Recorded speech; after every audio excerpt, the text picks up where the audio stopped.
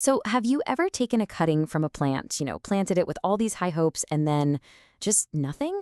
It's a super common frustration for a lot of us. Well, today we are diving into a really powerful, all-natural system that is designed to root even the most stubborn plants. I'm talking pears, magnolias, you name it, and all without any special chemicals. Let's figure out how to finally get it right. Here's our game plan. We'll start by tackling the common problem itself, then we'll gather our super simple toolkits and build this rooting system step by step. After that, we'll get into how to prep your cuttings for success, talk about the surprisingly simple care routine, and finally, get to the best part, moving your new plants from the sand into soil. All right, first up, let's just really unpack this whole propagation problem. Because if you've ever felt that little sting of disappointment when a cutting just doesn't take, you know exactly what I'm talking about. I mean, it's a question so many gardeners have asked themselves, right? You think you're following all the rules, you're being patient, but the results are just meh, especially with some of the more difficult plants. So what's really going on? This just hits home, doesn't it? You put in all that effort, but the cutting just sits there, and eventually it either rots or just dries out. But here's the thing, it's probably not you, it's the system, and that is exactly what we are here to fix today.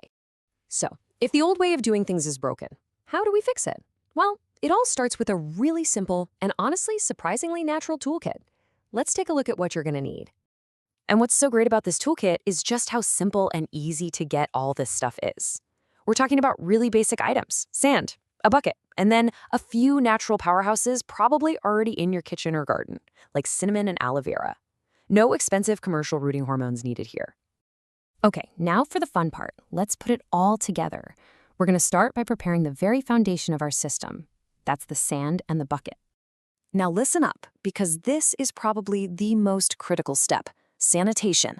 Any sand you use, whether it's from a beach or a hardware store, it can have bacteria or fungi that will absolutely rot your cuttings. So washing it until that water runs crystal clear and then treating it with hydrogen peroxide, that just gets rid of all those threats right from the start. It gives you a perfectly clean slate for new life. And this isn't just any old drainage hole. Its specific placement is the real secret here.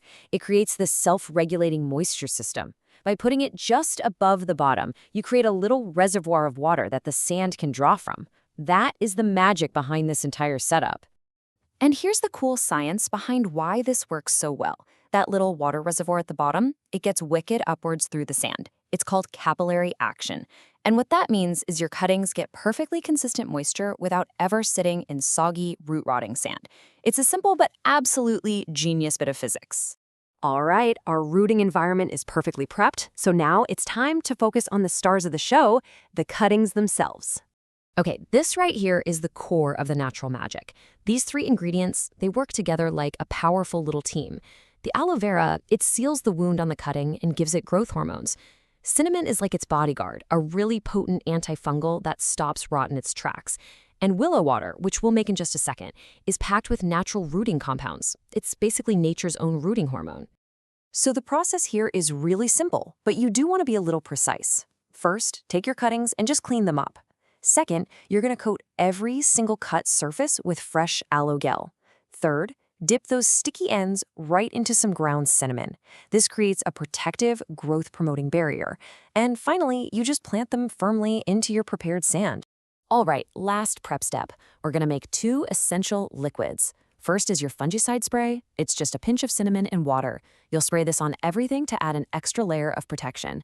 Then you've got your rooting water. This is made by steeping willow leaves to pull out all their natural rooting goodies, and then you add a little hydrogen peroxide for oxygen. This powerful mix is what you'll use for the bucket's first and only deep watering.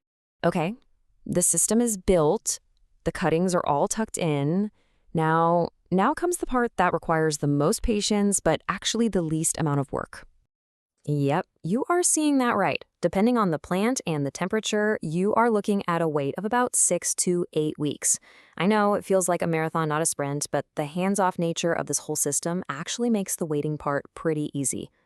And this is the real beauty of it. Just find a sheltered spot, cover the bucket to create a nice, humid little microclimate, and really your only job is to give it a quick mist with your cinnamon spray every few days. No daily watering, no complicated monitoring. The system pretty much takes care of itself. Now here's a really fascinating tip that comes from the source material. It's not mandatory or anything, but traditional gardening wisdom suggests propagating during a waning moon. The theory is that the plant's sap and energy are more focused down in the lower stem and roots at this time, which, could give the rooting process a little extra boost. Pretty neat, huh? So, after weeks of patience, we finally arrive at the most exciting part of this whole process, graduating your newly rooted cuttings to their very own new home. And this is the payoff. This is what it's all for. When you gently pull one of the cuttings out of the sand, this is what you'll find. Not just one or two little tentative roots, but a healthy, robust, well-developed root system that's totally ready for soil. It's an incredible result from such a simple, natural method. Now, this final step is all about being gentle. Remember, these new roots have only ever known sand and water. So first, you want to move the cutting into a small pot with some good potting mix. Then, and this is important, give it just a light watering to settle the soil around it. Don't soak it. From there, just let the plant adapt and get stronger in its new home before you even think about moving it to a bigger pot or into the ground. You see, this system really takes the guesswork out of propagation. By combining self-regulating moisture with powerful natural rooting agents, you basically get a reliable blueprint for turning one plant into many. So, the only question left is, what difficult plant are you going to try rooting first?